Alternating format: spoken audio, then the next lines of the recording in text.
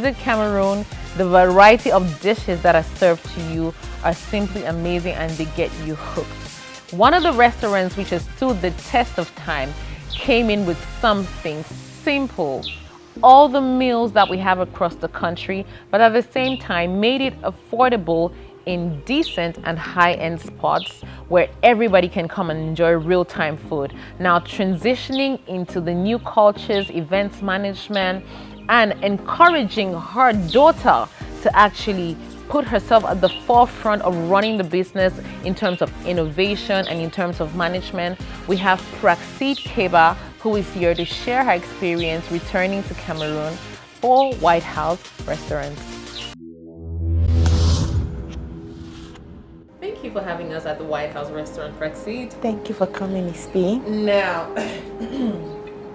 my skills in the kitchen are not the best, but I promise you that I'm great at wine. Good. I recommend red, but ladies love white. That's right. So we're kicking off with, by the way, don't do this at home. For a business like yours, throughout the years, you've been flexing and relaxing and engaging with the public. How has this affected you, and what measures have you had to put in place? It really did affect us. It was really difficult when the government announced on the 18th of March that measures were going to put in place, and the restaurant and the catering or the hospitality sector was hit. So that same week we lost a lot of clientele. I had to do a lot of refunds, but as the days were going, fortunately we had the hand base, and we did that 2 weeks before the measures came into place. There's a hand basin out there, and we had to maintain the distancing, which of course the number of persons dropped. We didn't remove any of our chairs, but we spaced out the clientele. You see, this hall is so huge, and we will space people. Then we had to derive a way, a measure, because our concept is buffet. And what do? We put the hand sanitizer. First off, we have the hand sanitizer on the wall, and then there's a hot towel for those who don't fancy washing their hands. People will tell you, I have already washed my hands, I've already sanitized it. In order not to frustrate the clientele, give them something nice. Yes, give them another option. Targeting high-profile customers, I don't think that must have come easy. How did you manage to really build this together? Fortunately, the clientele in Aqua, Mom has kept that quality. Her slogan first is quality food at its best. So because of the 20 years that she has put in place, we haven't had people complaining about stomach problems, and we've got clients that eat every day. So sometimes the variety may not be a lot, but the quality stays. Managing all of this is quite demanding. How do you cater to major events? How do you find time to do the decor? How does it work? We have dedicated staffs. The bad thing about us in Cameroon, we don't pay our workers. We forget that our workers are the ones making us to be who we are today. So we have a lot of dedicated staff. I will not take all the credit. Maybe I should not take all the credit. Credit should go to the staff, and they are willing to do anything and everything to build up the brand. That's the way we treat them. We treat them nicely. We're not the best, but we're not the worst either. So we're kicking off from visiting the site and understanding the changes that have been happening in the White House Restaurant so far. Now, with this much which has been built, international recognition, high-profile clients, catering, do you ever feel pressured that you're going to let Mom down? Of course, certainly I do. Learning to cope with the magnitude of what she had built is not easy. It's not been easy. If you had to decide to run a business in Cameroon, for example, what would have been your pick? What would have been your vision? What would you have been interested in? In Cameroon especially, I would have gone into agriculture, farming. Yeah, because with what I have seen, there's a lot of money in that field, but it's underdeveloped. And we eat, And so I would have gone into agriculture. What advice do you have for people who are trying to set up, they don't know the realities of consumer needs? I will first of all talk about the feasibility studies. If you want to set up anything, you have to come on the ground, do some feasibility studies, look at those problems, and then think about the solution. Now, I don't know if you're setting up in the corporate world or you're setting up in the unskilled world. I would advise people to calm down and then look at it. Sexual harassment, especially towards the female gender, is something which is extremely tough to deal with. In your position, yes, I know you came into something that was built, but I dare not think you've not had such proposals. How do you manage them if you do? You have very wealthy clients that will come in and they don't think you have a brain. All they think is your gorgeous body, your smile, and they literally want to sleep with you. But because I have a voice, I can talk, I can voice it out. No, it's not going to happen. But I noticed that with the young servants, unfortunately, they don't have a voice. I have to stand up for them.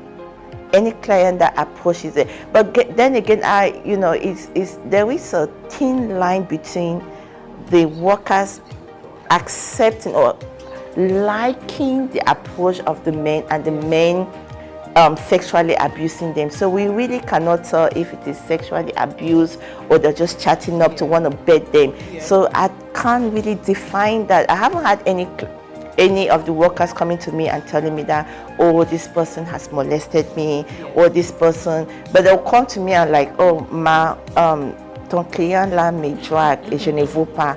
I don't know whether that is sexually harassment. To an extent, in our environment, it has been considered sexual harassment because people feel like they need to respond to that to survive. Now, if I say no, if I reject these proposals, how does it affect me? People are stuck on survival mode most of the time. So they're thinking of losing money, losing opportunity, and losing certain advantages that they might get if they say no. So at some point, it might not necessarily be direct sexual harassment, but you're conditioning the person mentally to understand that if they do not accept, you're letting go of the things that you can offer them.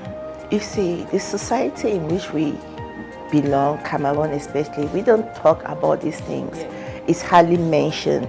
So I grew up seeing it. For me, I consider it a norm. I'm sorry, but I consider it a norm for a man, a married man, to pop in and chat up a little girl. That's what I knew, or that's what I've seen. So I don't really get into my workers' privacy. Amongst them, I haven't heard. I've been in the business now.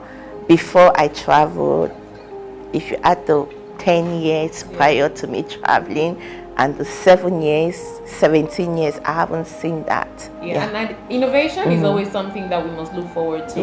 The challenge, especially with Cameroonians, I have noticed, is the fact that they always want to import other things. But the value that you have is you have made local consumable to great standards. Which is really important, and is a lesson that a lot of us must employ. You mentioned earlier that agriculture would have been something you would invest in if not for this particular vision, which is your mom's. But I'm sure you have fully settled in and you have personal goals still. So what would those be? What direction would you be going on a personal note? You see, the competition now is very fierce. The competition is not as it was 6 years ago. With the war in Bamenda and the war in Northwest and Southwest, we've got a lot of influx. So the competition is fierce. And I would still want to do agriculture as a background business, but this vision, I cannot let it go. It's been in the family for 30 years. My personal vision now is to put White House on a higher platform. It's well known. Dangote knows the name White House. He has eaten in White House. I have served Dangote. The president knows the name. The prime minister knows the name. Directors and stuff, they know the name. So why not think of taking White House to another country? Now your daughter is coming up, beautiful, feisty young lady. just like your mom pulled you into this vision, do you consider pulling her in, or would it be a situation where you're going to give her an allowance to make her own choices? Nicole has a brain of her own. What would I say about Nicole? She has a bigger vision than I do. Oh, wow. She wants to be a chef, and she thinks she wants to take White House to the state. That's her vision. A lot of the little decorations you see here, she gives mom and I a lot of advices. She's only 14, but she thinks with her she'll do better than mom and I. So those are key pointers on how a young woman can get her business rolling and discover White House. I would tell you I eat from there every once in a while. I don't have all the money to eat all the tacos.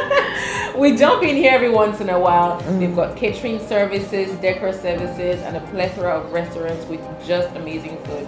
Their food has been great throughout the years in terms of standards, quality, cleanliness. I can't preach enough. Let me not sound like I'm doing some advertising, but yes, I'm proud of what you've built out of this. And to be honest, when you moved back home, I watched how you grew and how you developed things, and I'm happy to say that your personality is one that people can really relate to on an everyday basis, which is just amazing. Thank you for having us. Thank you.